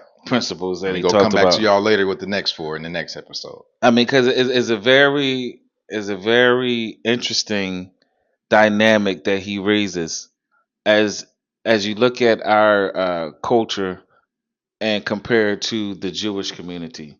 And why is it that I think we said Jewish people are only 13% of A very significantly a small very percentage. significant I small. think he said percentage. 2.4%. Oh, okay, it was even smaller. But they represent 30% But of they the represent 30% of the wealth in America, and it's like you have to ask you got to ask the question like, why is that? Like, how does that get to be the way that it is, and why have we haven't able to come together to, thrive. Mhm. Like everyone else was able to turn things around, whether it was the Asians in the concentration camps, Jews in the whether the Holocaust, Jews in the Holocaust, whether it was even the Hispanics in whatever atrocities they had to go through yeah, from colonization. all over. You know what I'm saying? It's like Every group has had some atrocity done to them the by the people over colonizers. the colonizers. Then you got the people over in what you call it, Ukraine, which was formerly part of the Soviet Union and yada yada yada. Then you got Serbia and all that, fighting over there. It's like all the people were able to galvanize and get past that, except for us. And so you have to ask yourself, like, why? Why? What are we doing wrong? Mm-hmm. What are we doing that's not working? And so, one of the points that he brought up was prioritizing wealth over prioritizing generational wealth over personal consumption, Mm-hmm. which was a very good point. I think he made. That's a very good point because it comes back to the ugly, unsettling truth that wealth begins at home. And I say it's an ugly, unsettling truth because it means that we are going to have to operate from a different set of principles, foreign to us, at least initially. I know a lot of times when we having these types of conversations, specifically with our people, we somewhat get offended because, again, we're being told that we're doing something wrong, and then we're being compared to these quote unquote white people or Jewish people. But the reality is, if your son or your daughter was in school and they wasn't doing well, but we can identify through observation that, let's just say these four students over there always get A's, then we would tell our child, go study with them. Mm-hmm. Pay attention to what they're doing. What Mhm. principles do they operate from? What Mhm. habits do they use? Yeah, you definitely ask the stronger people to tutor your kids. Yeah, we would that's what we would do. So when it comes to finances, it's the same applies. So if we Yeah. can identify through observation a specific group that's quote unquote making it happen, in this case the Jewish community, again, what are the principles? What are the habits that they're living by that allow them to be 2.4% of the population but represent 30% of the millionaires? Mm-hmm. Like there's something specific that they're doing. And as you said, the first thing is they prioritize generational wealth over single generation personal consumption. And that Mhm. means that they are making a conscious decision to invest. And secure life insurance. Well, one of the types of investment assets that they will use is life insurance. So it could be life insurance, real estate, stocks, but they are prioritizing putting money into those things on the front end. Like as how we would prioritize paying our bills on time, they prioritize investing, their money, the first slice, Mm-hmm. not the bottom, not what's left, but what comes in first. So Mhm. an accountant principle, first in, first out, FIFO. Mhm. That's how they treat their money when it comes to investing. So the first thing they do if they get their money, they putting it aside. They putting a percentage of it aside so that they can invest it. Mm-hmm. But that again, that's a principle. So the principle in this case would be prioritizing wealth generation over single generation personal consumption. But then the habit would be every time some new money hits my bank account, I'm gonna put 30% of that into my capital investment account, and then I'm gonna put it into whatever investments I'm working on at the time. Could be Mhm. stocks, could be real estate, could be business systems, could be life insurance, Mm-hmm. whatever you fancy. But Mhm. that's how they're able to. The rich keep getting richer, and the poor keep getting poorer. Mm-hmm. Habits, principles and habits. Right. And then the next point, which is a good segue. You say principle and habits. Putting value in assets and not appliances. That's actually was a good one. You know what I mean? So like having assets, home, land, property, stocks, trust funds and things like that. Assets, things that appreciate with time, not depreciate. Mm-hmm. And not no appliances. You know what I'm saying? But well, specifically, he was saying when it comes to when they gather. Yeah, that's a yeah. You know what I mean? So when they having their bar mitzvahs, their weddings, anything, you know, when we're seeing on TV shows, when we're seeing this stuff, and they're handing these people these envelopes, and people are purposely coming to hand these envelopes. They're looking forward to handing these envelopes. That's your duty. That's your duty, right? And so, but again, because you got an envelope. You got an envelope, right? So it's like they're giving assets. So a new couple, they're not just giving them China. Like he said, somebody gave me China. I didn't even have a China cabinet. Right. So it's like so the money that you spend on the China, the money that you spending on whatever you go spend on for these couples, like, no, use the same amount of money. So if your commitment was to only spend $25, and just give them $25. Mm-hmm. If your commitment was to go spend $1,000 on this fine China set, then don't buy the fine China set. Just give them $1,000. Yeah. But for some reason in our community, we seem to have a problem with giving people cash. Yeah. It's shamed. It's frowned upon. Which is backwards. And why we don't build generational wealth. Mm-hmm. Yeah. So again, principle, assets, not appliances, habit. When you're going to, in our case, let's just say somebody's birthday, the cookout. Imagine, you're going to little Timmy's 16th birthday, or little, Samantha's 16th birthday, and instead of everything, a table full of just all these beautifully wrapped gifts, it's the same table, but it's just a whole bunch of envelopes full of cash. Mm-hmm. And that's the way they do kind of circumvent the past and become productive and valuable in society, because they understand, they understand the assignment. Yes. To put it in layman's terms, they understand the assignment that, all right, this is a bar mitzvah. Everyone gets a bar mitzvah. Everyone will turn 16. That's the age when you go from childhood to adulthood. Puberty or whatever the case you want to call it. It's oh my bad, I thought you was done. And so therefore, it's a time where the families come together and everybody coming. And I don't know if you notice about bar mitzvah, is solely for you to bring money to the person that's coming into adulthood. And us as the Jewish community, we're going to make sure you are right. It's our responsibility to make sure that you are okay and that you are stepping out into adulthood with the means and resources to be successful and to compete with who else is out there. And so, like you were saying, so at these bar mitzvahs, you got your aunt bringing, she giving you $20,000. Somebody give you $10,000. Like a person could lead a bar mitzvah with at least $100,000. For them to do, it ain't for you to do whatever you want. It ain't for you to go get no car and no rims and a sectional and a flat screen TV. That's not what it's for. Right. You know what I'm saying? That's not what they're doing, but that's what we probably would do.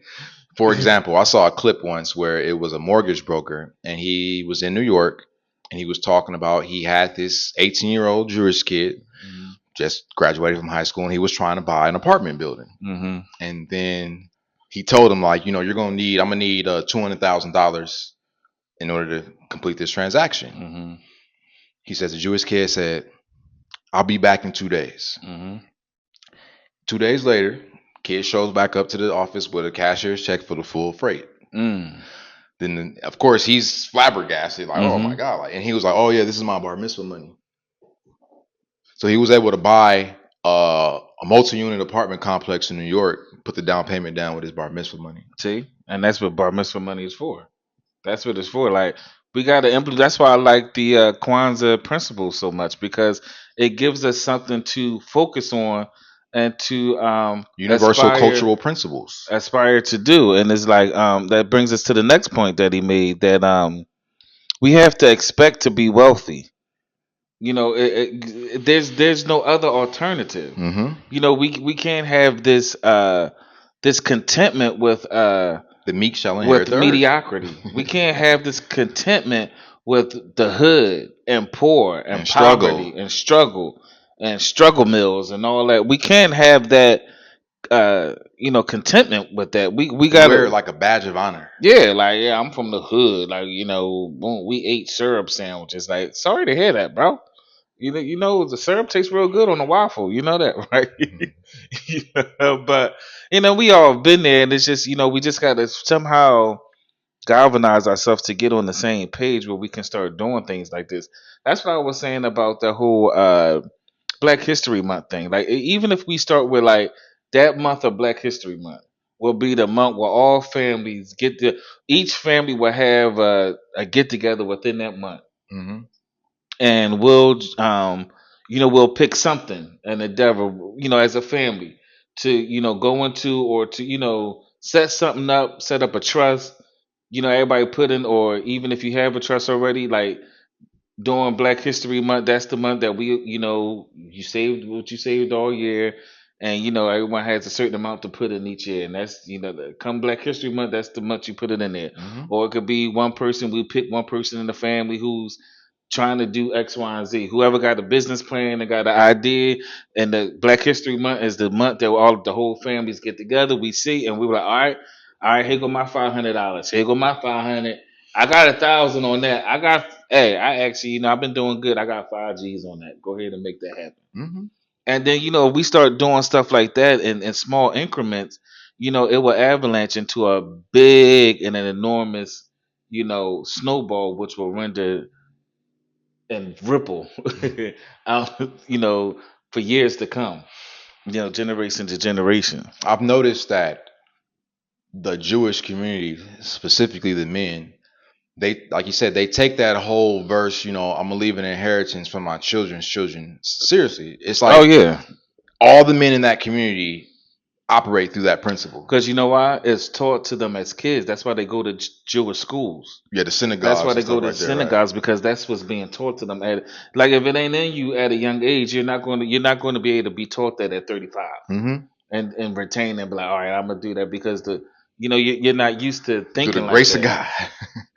You're not used to thinking. That's why we gotta, like we said, we gotta gear the beta generation Wealth begins at home. to be better. Yeah. You know what I mean? Implementing the STEMs and education and all these practices of finance and wealth. And like he said in that third point, it's an embarrassment to the Jewish community if you come up and you don't take advantage Mm-hmm. of the resources. If you are poor, Mm-hmm. that's embarrassment. Like you're like, oh no, like, because we done gave you the template. Mm-hmm. You got the supportive community. You got the resources. You got the resources. You got the like, connections. you must be degenerate. Like if you don't take advantage of this, we set the stage for you. So it is a level of embarrassment if you don't achieve the wealth status. Mm-hmm. And that's those things that we have to think about and implement, and try to find a way to implement it. We don't have to do it exactly like they culture do it. Of course not. But we do it what works for us. Just like we said, every good wife is not going to be a cookie cutter of the same for each man, because each man wants a different type of cookie. Mm-hmm. You know what I'm saying? Some like sugar cookies, some like chocolate chips, some like oatmeal raisin. Mm-hmm. But if it's a cookie, it's pretty much going to be in that circle shape. You know what I'm saying? That's the only cookie cutter shape you got, is the shape of the cookie. You Right. don't get that shape. Right. Now, whatever the ingredients in that cookie, that's that's up to you and your preferences. So, principle in this case is, Mhm. again, expect an expectation to be wealthy. Yeah. And the habit in this case can be things like you setting X amount of minutes a day to read about personal finance, Yes. investing.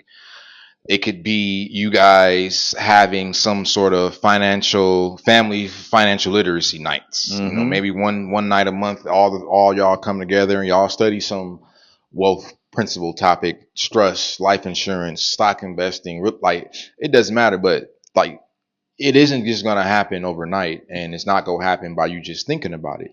You're going to have to put the work in.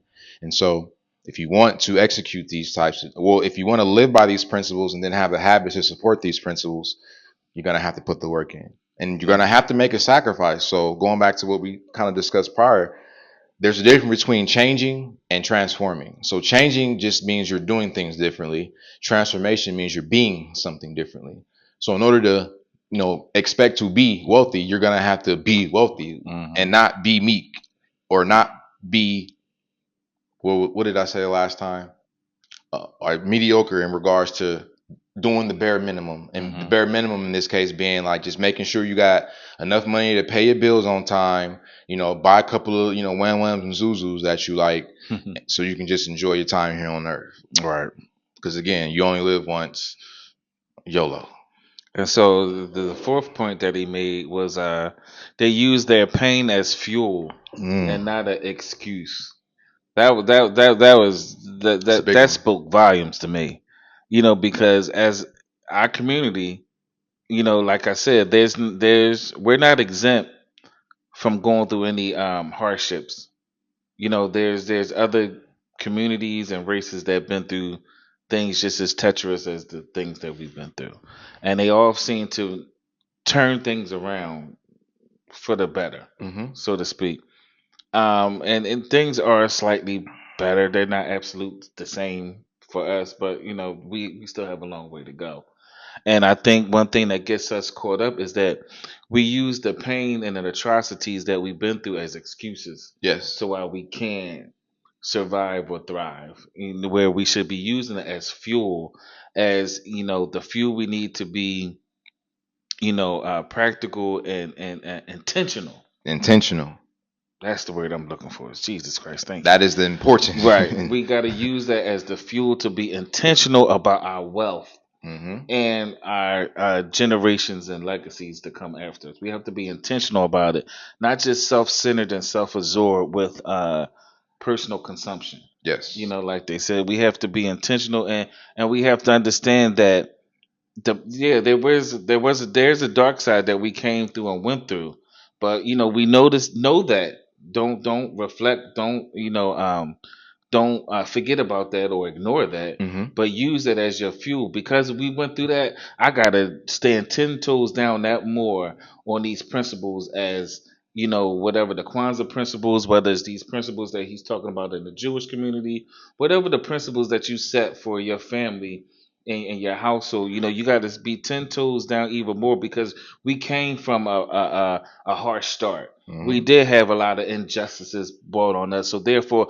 I have to fight for the opposite of that, eat that much harder. Yes. Not just keep perpetuating and reliving the trauma that we've been generation after generation after generation. So excellent point. Use that fuel as fire to power you forward, and a good way of looking at that. So again, principle, pain is fuel. Use the pain as fuel, not as a excuse. So habit, when you're doing whatever you're doing and you reach those moments of self-doubt where you question your ability, again, tap into that pain. Tap into it and that's what's going to give you that inspiration to keep going. Because it's not going to be easy. It's going to be challenging, especially if you kind of starting late, as they would say. But starting late is better than not starting at all. Facts. So get started no matter where you're at in your life. If this is seriously something that you want to instill in your family, especially when it comes to our community. Because again, wealth begins at home. So if we start in every household that begins to get on this quote unquote frequency, like you said, 20 years down the line, the conversation will be totally different. Totally. The language will be totally different. Because again, we started this Gen Beta in this case, and that's what I'm saying. We are at a great place in history right now because we have an opportunity to really see these things happen in real time. So take these principles. In my opinion, it'd be best for us to take these principles as well as the Kwanzaa principles and just mash them together into our own principles, and just literally as a community, as a culture, like this is what we own now, just like the Jewish community. The primary aim, a good man leaves an inheritance to his children's children. So let that be now our song that we dance to moving forward. Let that be the beat of our drum for our whole community. Every man, that's how we moving. That's how we operating. And I know that if we do that, then again, greener pastures are ahead. I agree, for sure. All right, so that brings us to our final segment, which is respond directly to your comments and your ripples. We like ripples over here. All right, ladies and gentlemen, today we're going to be coming from the book of TikTok, chapter Trap, verse when a man loves respect more than sex, this happens. All right, so we had someone named KK. She says, so a woman is just supposed to love you and not respect and not accept you, provide and protect, etc. Y'all are entitled. Seems like she's saying that no, we're not saying that a woman is just supposed to love you and not accept that quote unquote the man isn't going to provide and protect. What we are saying is that a man, not a simp, not a trick, not a beta guy, homosexual, a man, he's not looking for the foundation of his relationship to be lust. He's looking for it to be something bigger than that. So he's looking for a woman who has a character that's in alignment with his so that they can bring this vision of their future into reality. And so he's not going to just be with any old woman for the sake of just being with her because he feels he just needs to be with a woman. That's what we're saying. And that man does, quote unquote, hold it down for his family because he is a man. But he doesn't operate from the trick prostitute mindset, which is what your comment is somewhat alluding to, because again, he's more of a collaborator as opposed to a codependent. So he's not looking for a woman to cut his meat. Codependence. He's not looking for the woman to just be his helpmeet in that regards, to where she's just there to serve him. No, he's looking for a woman who is going to be working with him as a teammate, so that they can work together to move forward. All right. So, and that woman, he will provide and protect for times 10. So no. And one thing I just realized that we have to afford each other a level of grace when we're getting into relationships. And I say that because neither the male nor female is coming from a dual parent household. So therefore, the man doesn't see what a husband should do, and he doesn't see what a wife should be. And the woman doesn't see what a wife should be, and she doesn't see what a husband should do, because neither husband and wife are both in the same household. And so therefore, and I could use myself as an example, growing up with a single parent and not really understanding the duties of a man. I was in a relationship living with a female, and I was on the 50-50 type thing. Like, okay, I need your half of the rent, all right, the half of this and half of that, half of that, half of that. And not even realizing that wasn't the best way for me to be operating as a man. I really didn't understand or know my role as the man is to be the provider, where I thought me paying for everything and all the bills and all that was a bit unfair. But you will think that if you never seen it, because just off the face value of it, I'm doing everything. I got to pay for everything. Like, but we all using it. Me and you using it. So why I got to pay for everything? So you start looking at things in literal terms instead of looking at things as, functional terms as it relates to marriages and partnerships. So I think we got to give each party a level of grace and be willing to have those conversations, so we can really articulate our expectations and see what really works best for the relationship. For y'all, because I was going to add a caveat to that. And we also have to be mindful that most people's perception of quote unquote provide and protect is based upon affluent Europeans. And you're not an affluent European. You're a non-affluent American.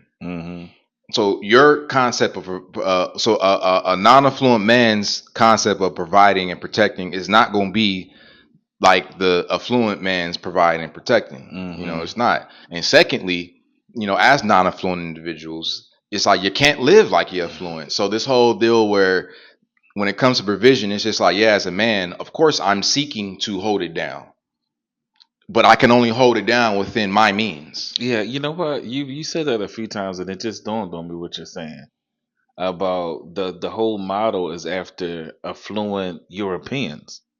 So this whole paradigm that we're trying to live to or trying to strive to do or be is something that really doesn't resonate with us at our core. Yes. Because this is a model that came out of the direct handbook of affluent Europeans. Europeans. Means though when we say affluent, we mean rich, successful, high status Europeans Wealthy. who lived a certain lifestyle. They were able to afford nannies. They were able to have maids. They were able to have, drivers and all this stuff. And The they wife didn't have an income, which is why the man had to pay all the bills. Right. She couldn't. Not to say she couldn't protect herself, but he understood his position. Yeah, it's a whole different dichotomy, and then we're trying to adapt that, here as Americans and as Americans of African descent, which is levels below the affluent European. Mm-hmm. You know what I'm saying? So that just dawned on me, like that paradigm is either do we really need to take that in, because it's Exactly. now if we were affluent Americans, I mean, I could see, you comparing, on the same level, but we're not affluent and we're not Europeans. So why are we trying to fit into this mold? Our culture is different. We have more of a. I know one of the Kwanzaa principles was kind of like collective economics in that regard. Mm-hmm. Not to say that that's what. No, I'll take that back. One of the principles was collective group economics. So that applies. That's our principle in a sense. So when it comes to our relationships, as people, quote unquote, not people of color, but as Americans of African descent, like I said, we're not European and we're not affluent in that regard. So we're going to have to operate differently in that. We're going to have to first work together to get up. Mm-hmm. So the man and the woman, that's why I'm a firm advocate of 100-100.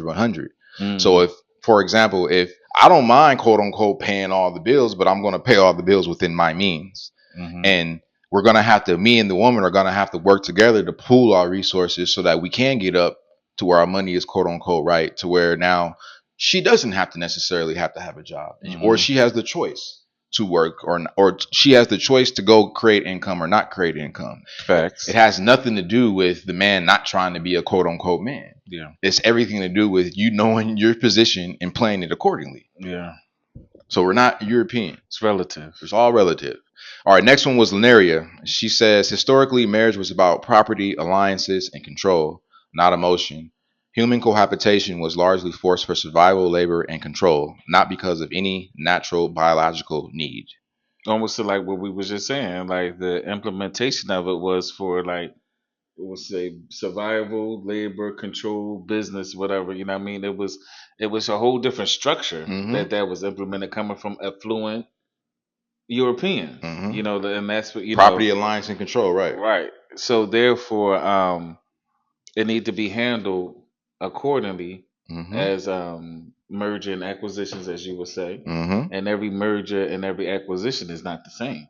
You have smaller mergers and smaller acquisitions, and you have grand scale ones, and you have ones that ain't as grand. So it all makes sense. Like it has to be, the dynamic that you choose has to be based on the characteristics and the quality of said relationship that y'all discuss and communicate, and what works best for you. For y'all two, For not y'all two trying to appease emulate, society, Right. to live up to their standard, which is a standard that doesn't include you. right.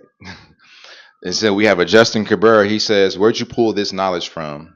The examples you bring up are niche wealthy person reasons, affluent Europeans. Mhm. True. You're talking like you don't have emotions. LOL. Have you ever been in love or jealous? It's just like being in love and jealous still doesn't supersede the point that our concept of marriage is rooted in affluent European culture. Yeah. And if you're not affluent and European, that is not going to work for you. Now, once you become affluent, it's a different situation. Mhm. But you're gonna have to work to make that happen. It's not gonna just happen overnight. Or you can't live, again, another way of putting it, you can't live you can't have Dom Perignon taste with a Colt 45 budget, which is Americans.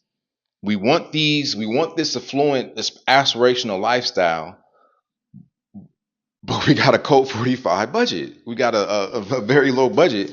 So that's why there's so much financial strife. Mhm. Because we're trying to live this, but we only have this, and so we're filling the gap with credit, which is putting us in a deeper hole Mhm. to the point where now we just maxed out on everything to where again we have no ability to create wealth because we're so far in the hole. Right. We miserable. We feeling miserable. You know, our finances is trash.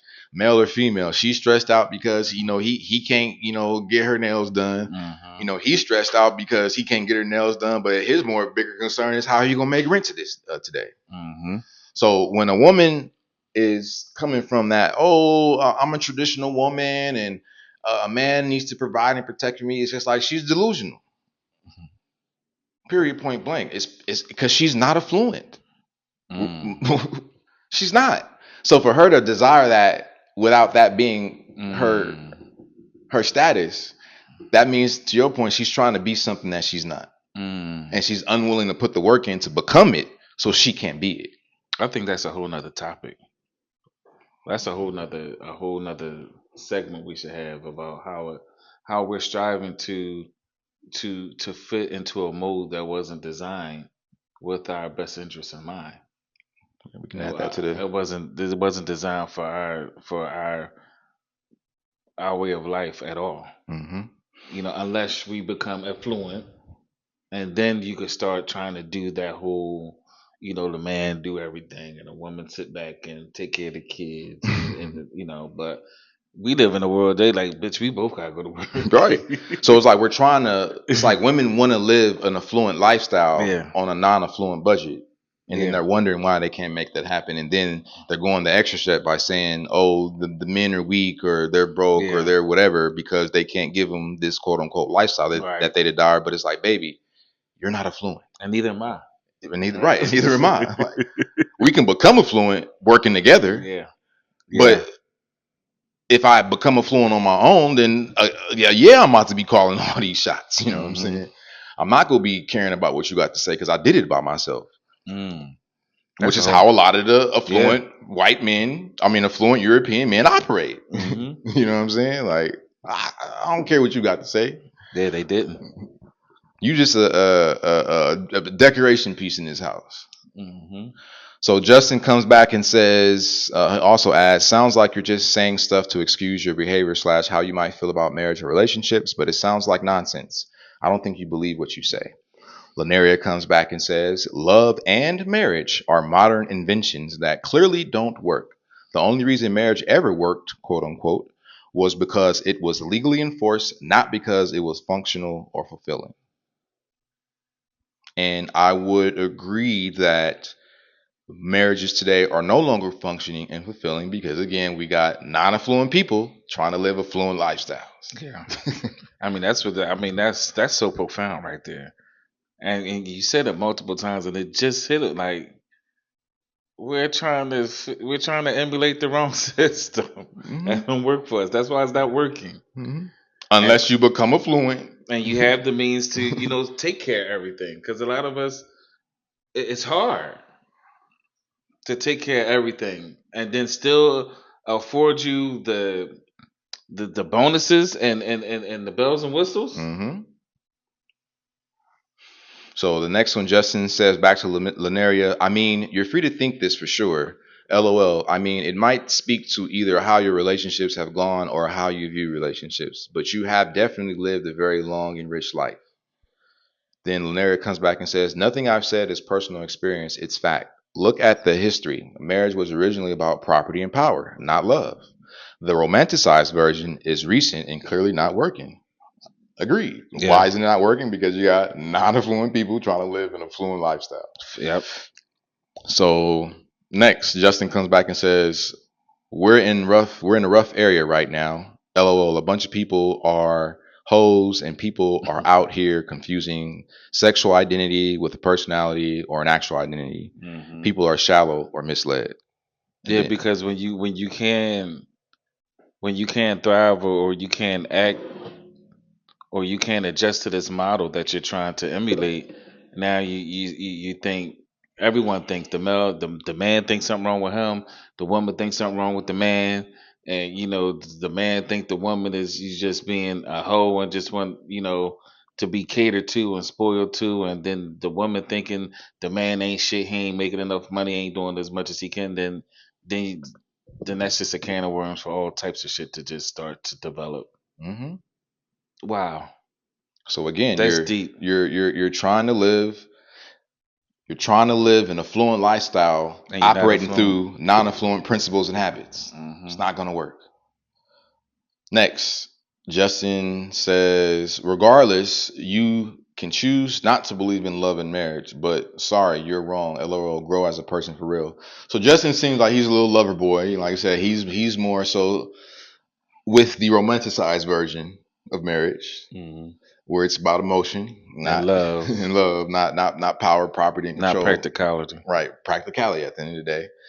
And so that seems to be what the difference is. And so Linaria says that I can agree with. And then she also says, I do not need to quote unquote believe in something that statistically and historically doesn't hold up. Love and marriage aren't about critique just because you're emotionally attached to the fantasy. True. Mm-hmm. I would agree. So shouts out. And like I said, this is what we want. This is why we do what we do. We appreciate that. Who was those two people? Justin and Linaria. Justin and We want to Linaria. inspire productive conversation. And Linaria, that sounds like one of those medications they try to sell you after 2 a.m. on TV. Linaria, side effects are heartburn, constipation, bloating, heart attack. All right, next comment was from Chosen for Greatness. He says, it really is that time. Okay. Mm-hmm. Mr. 60 says, big facts. User 284546 says, he's finding the wrong woman. I love these type of comments because they think I'm talking about myself. Right. So 9.9 times out of 10, when we're having these types of discussions, we're having it objectively, not subjectively. Very much so. Only time it's subjective is when we say personally, or I can use myself as an example, or in my life, or that's when we switch to being subjective. And that's just a point of context. That's not we don't use that as the point of law. Right. We will use we'll use our life experiences if it supports the context point that we're talking making. about. Right. So no, but to her point, there are men who are finding the wrong woman. Mm-hmm. You are 100% correct. And that's why those men are just not taking any woman seriously, and they're just still searching for the woman that is going to be in alignment with them, which is what I was saying. Mm-hmm. So next, Key says, yep, just be single and celibate so you don't have to worry about any disrespect or disappointment. And if that's the man's desire, then so be it, because a lot of men have, quote unquote, gone their own way. They're living a monk life where they have no desire to interact with a woman in that regard. So move accordingly. Ross ATL says, what woman is going about being disrespectful just because? A lot of the ones. I know you be in these digital streets, but again, they probably don't view what we view as disrespectful. They probably view it as her standing up for herself. Yeah, they agree, because one thing I've seen a lot, and I brought this to your attention before, the audacity that a lot of these women have when they encounter police officers. Oh, yeah. It just becomes like I can't believe it, and some of the police officers, they kind of are apprehensive, and they kind of walk on eggshells when they dealing with women. They scared to arrest them. They do give them all it. They let them say whatever they want, cuss them out. Don't fucking touch me. You ain't get a fucking woman. You ain't supposed to be touching on me. Ain't nobody touching on me. I'm about to put you in. You going to jail. Going to jail. Right? So Jesse 40 says, y'all really need to heal because you disrespect and hurt genuine women.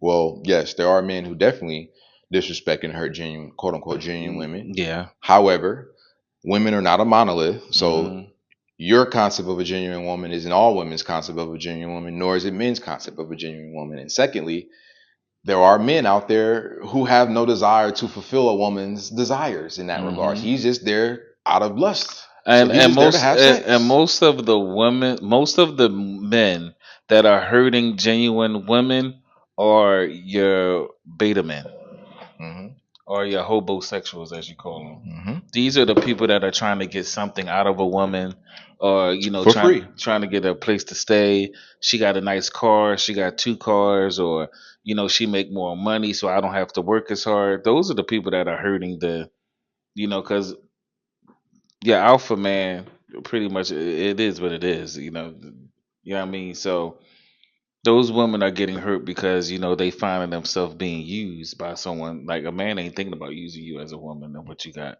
All we want from you is some sex or whatever the case may be. And then if we talking about long term or companionship, partnership, marriage or something, that's a whole different type of lens that we look at you through. So the next one was from B. She says, women who don't want you treat you like this. 100% correct. And once men accept that, they won't have to deal with these experiences, as she said. Because, again, if a woman does not feel lust for you, then move on. And I'm talking about from day one, from off the dribble. She's not going to develop lust for you down the line. Now, she can develop a sense of, quote unquote, as they now are saying, a different type of attraction to you. She can be, I've heard women say, I'm financially attracted to this man. I must have fell out my chair when I heard her say that.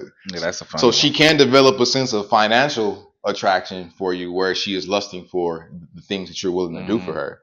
But again, she's still not rocking with you like that. She's still not gonna let you touch her. She's still not gonna let you have sex with her because she don't lust for you sexually. She has no sexual desire to be with you. So the whole time, yes, you funding her lifestyle. She's getting, her back blown out by some dude who wouldn't buy her a cheeseburger from McDonald's. Well, that's all he bought her. Or that's all he bought her.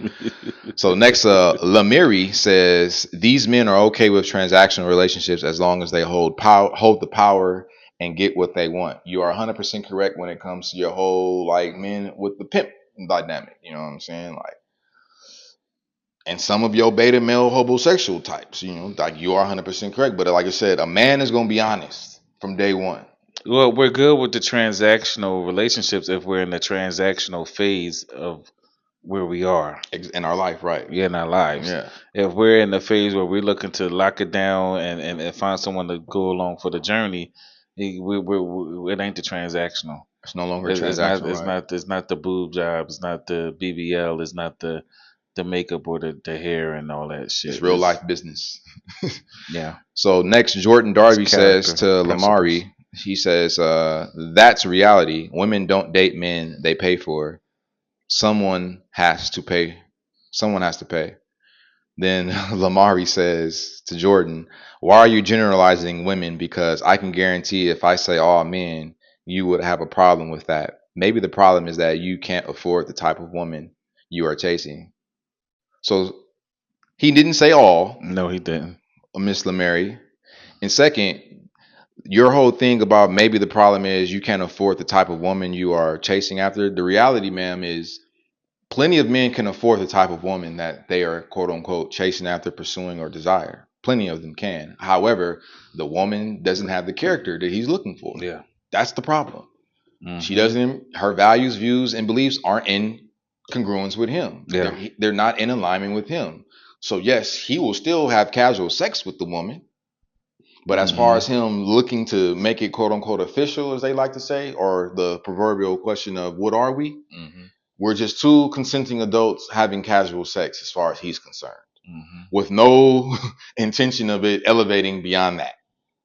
Because he already knows that you don't have the values, views, and beliefs he wants in a wife. And like I said earlier, whether he can afford you or not afford you, the key word in that sentence is you. Who are you and what do you entail? You are more than what you put on. You are more than the wig. You are more than the makeup on your face. You are more than the BBL. You're more than the, handbag, Gucci bag. You're more than the red bottoms. You still have to come through as a person, a character. You got to have character and principle, existence, substance. Right. So whether I can afford the amenities or adornments or not. So then B comes into Lamari to co-sign what she said about you can't afford the type of woman you're chasing after. Then Jordan comes back and says, where did I say all? You added that, which is true. Yeah, you added that. True. He didn't say all. And then Lamari says, oh, and then like they fabricate a story that they make up. She says, you're the one that deleted your comment. Then she says, reread what you wrote. And then Jordan says, it's the same one. I had misspelled and TikTok won't let you. So back to your point earlier about making sure these kids know how to type in speak in full sentences. This is why I'm struggling right here. Like the punctuations is off. They spelling. They got their own words. Mm-hmm. And so then the next one was Jordan then comes back and says, I did. Where did I say all? I've only commented twice. Maybe you're projecting the all part. And yes, you were. And I like how you read that because that's not where. That's where. Right. Right. Yeah, where did you say? Right, where did you? Where did it? Right, is word, but that's why I said where. That's why I said sometimes you have to look at it and think about it first. Deciphering that one. Right, I'll look at it. So when I read things, I look at it literally, and I'm like, I'm just ain't making sense in my brain. Like what? I go to. So yeah, when y'all see me looking at these things, and you see me kind of like dive into it, decipher that one. Yeah, I'm deciphering. All right, so next one comes from user 24992615152. They say, stop dating people that don't actually like you as in lust for you, and stop trying to change people to fit what you want. Valid. Well, I think that could mean stop dating people that don't like you. Well, like you, who you are, not necessarily. It don't have to be the lust part. Well, remember we're talking about when a man loves respect more than sex. So my interpretation of this was they're saying that like men stop dating women that don't actually. Oh, I got you. Yeah, that they don't see nothing with you from day one. From day one, right? That's what I'm saying. And by see nothing from you, meaning lust, right? So how will a man know that? How can you circumvent being with a woman and she's and deciphering if she's just entertaining me just to get a meal or to get me to take her shopping or something? How do you know she don't like you? Because she can play the role. I mean, personally, like in my experience, I mean, back in the day, we called it a power move, where you do something. So whether it's grabbing her hand or getting close, making some kino, as they would say, physical touch, like you say, you just doing little things like that, or in my opinion, the easiest way going for to find out is not even to go just to give her a hug. So if she give you the butt out hug, where she not trying to push her private parts against your private parts, song. To know that you ain't him, bro. It's in this kiss. If you want to know if a man loves you so, it's in this kiss. Yeah. That's a female sings that song. So I guess a more viable way to kind of avoid any sort of problems. Just how does she hug you? Does she give you the you know what I'm saying? Like, does she give you the wet noodle handshake? You know what I'm saying? Or is she trying to dap it up, touch you, hug you, embrace you? Like you said, physical touch is a simple way for a man to figure out without asking, in a sense, whether or not the woman does feel lust for him. Because if she feels lust for you, she's going to be trying to, and that's another way. Is she touching you? Is she touching you? So you know how they be talking, they want to hit you like, oh, or they, just is she touching you? Like that's another way. Is she walking up on you, grabbing you by the arm, like, oh my God, like I just love the way you feel, and ooh, did it like that's a woman that lusts for you. That's how you can kind of tell, a simple way at least. And if you ain't getting none of that kind of action from the woman, keep it moving. Then she says, or they say, go and find that person that fits what you actually want already, and all this can be avoided. Exactly, alignment. So if you choose to operate out of alignment, gentlemen, you're going to get finessed. Next, ZK says, once you realize this, you'll never get married. I mean, for the most part, a lot of men will definitely agree with this. Because again, a lot of men are just at the point where like they grew up observing women who had a respect for the masculine, and they collaborated with the masculine, but now they're dealing with women who are trying to separate from the masculine and compete against the masculine, and they're just not signing up for that. So last but not least, we have freedom is not free. They said it looks like a female. It sounds like he doesn't know how to go after what he actually wants and puts up with the attention he gets. That is definitely true for your beta male, your effeminate male, your simps, and your tricks. Your homosexuals. You're 100% correct. But a man does know how to go after what he wants, and he does go after what he wants, and he doesn't just put up with attention that he gets. No, he doesn't. If he's not getting what he wants, then he moves on. He cuts his losses early. He's not about to just be sitting around hoping that as long as I do this for her, then eventually, you know what I'm saying, I'm gonna be able to, you know, win her favor. It's just like, no, because again, a woman will become quote unquote financially attracted to you because you're doing stuff for her, but she's looking at you like you goofy because she know that she ain't gonna ever give you no action, but you're not willing to accept that she's not gonna give you no action. And she fuck around and give you a little action, but it still don't mean it's transactional, it's passionate, or it's something that she wants. She's just trying to get, you know, she know if you do all this and she ain't fucked you, she'll consider the fact, well, if I give him a little pussy, I might get a trip to fucking Paris. Right. 100%. Anyway. So that's it, ladies and gentlemen. So feel free to hit us up on the Book of TikTok. You know, we post clips on a daily basis, and go ahead and join the conversations because we would love to ripple with you. Yeah. So as we wrap up this episode, the through line is clear. Structure matters, whether in our schools, our relationships, or our finances. Without discipline, nothing thrives. Without clarity, partnerships crumble. And without principles, wealth fades. Whether we're talking about restoring order in our classrooms, cultivating meaningful relationships, or building lasting wealth, each area demands clarity, consistency, and character. Reinstating structure in schools isn't just about behavior, it's about protecting the learning environment for the next generation. Understanding the true essence of a good wife calls us to re-examine partnership beyond social media narratives and back to core values. And when it comes to wealth, it's not just about luck or hustle. It's about mastering timeless principles that never expire. Each topic today sends ripples into how we live, love, and lead. So let's keep the conversations going and keep the ripples rippling. Alright, so there you have it. That wraps another episode.